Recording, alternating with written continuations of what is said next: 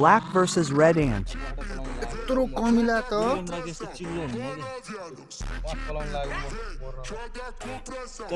मानको हो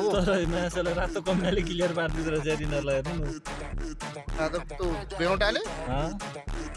त्यो ज्यानमा त ठुलो यिनीहरूको यी रातोले यहाँ डल्लो पारिसकेको छ प्रत्येकको एक एकवटा छ यहाँ चाहिँ एउटालाई चाहिँ धेरैले नै समाइसकेको छ त्यहाँ माथि जाँदाखेरि यिनीहरू आफू खोज्न गएको हो कि के गर्न गएको हो ऊ यहाँ डल्लो पारिरहेछ रातो र कालोको बिचमा युद्ध भइरहेको चेपेर चार बनाइरहेछ ए होइन यिनीहरू खोज्नु गएर चाहिँ यिनीहरू टोक्नु गएर चाहिँ भाग्यो यार भाग्यो